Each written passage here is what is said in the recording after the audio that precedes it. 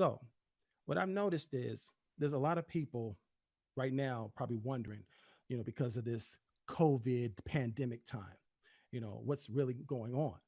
I don't know all of the answers to all of the questions, but there's some things that I do know. And that is, this is a time of reflection.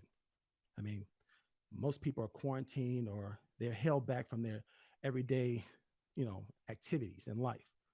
And I noticed that most of us are not going to an actual physical church. Now, today, one of the churches that I attend, they actually had a physical service. They actually have a new pastor, no mask, no nothing. And I'm thinking to myself, like, wow, you know, do we really understand this thing?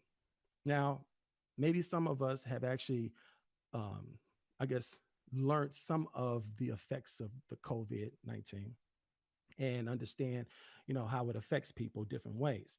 You can be asymptomatic and have any symptoms, but you are a carrier for the virus.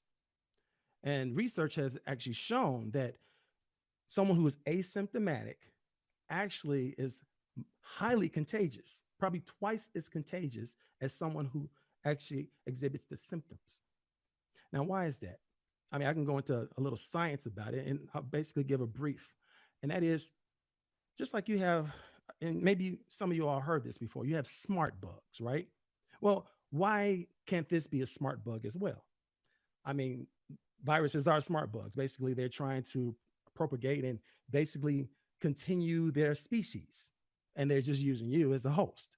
So, why would they not be smart enough to say, we want to spread, our seed, so to speak, to other people? And I'm picking up, if they had a mind like that, they would probably say, let's be smart about it.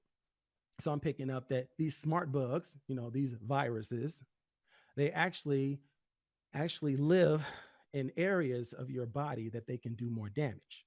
And that's mainly the lungs. And there's other areas in your body, but let's focus on the lungs for a moment. And in your lungs, you have these little air sacs called alveoli. And these are the air sacs, the real small air sacs that are connected to capillaries. And in those air sacs is air, oxygen. Now, these viruses, from what I've picked up, they can't survive in the presence of oxygen. So what they do is they attack these air sacs. And in doing so, they can actually live longer. But what's happening is, can you imagine if we're exhibiting symptoms like coughing and sneezing all the time? We'll probably do something about it, to, do something about it as far as taking them out.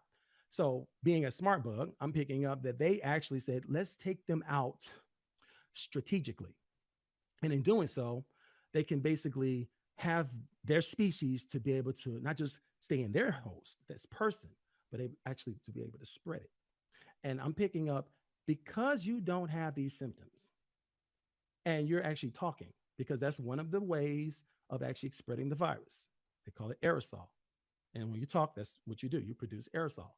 You could touch surfaces, and in doing so, that's through surface, but then you also can do it through coughing and sneezing, okay? The spittle and so forth. But aerosol, that is the way that they can really spread. And is this virus real? Of course. Look how many people, countless people, have been affected by it. And over 100,000 in America alone, almost 140,000 have died.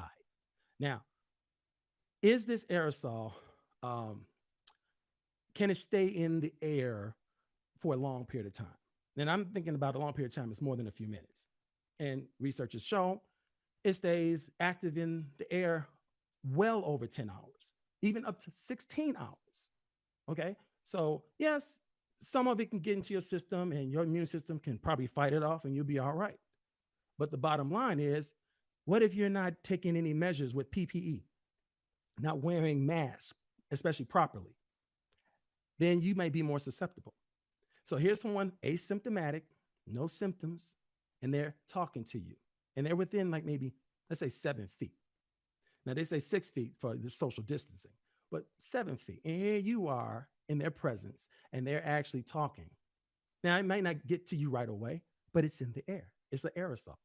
Now, if you're someone who has lower immunity, you could be probably susceptible to it. You contract the disease and you are asymptomatic. You go home. Now you're with your spouse, your kids, and you're spreading the virus like that. Now, I would say that's a smart bug. So the bottom line is, how many people are actually adhering to these warnings and say, oh, you know what?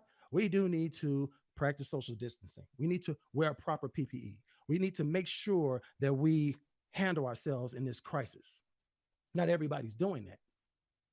Some people are not taking heed. A lot of people are not taking heed. Matter of fact, some people are so defiant that they feel that they can actually go out and say, hey, I can do whatever I want. Yeah, that's true. You can. But there are consequences and repercussions. And we have to think about that if we want to survive.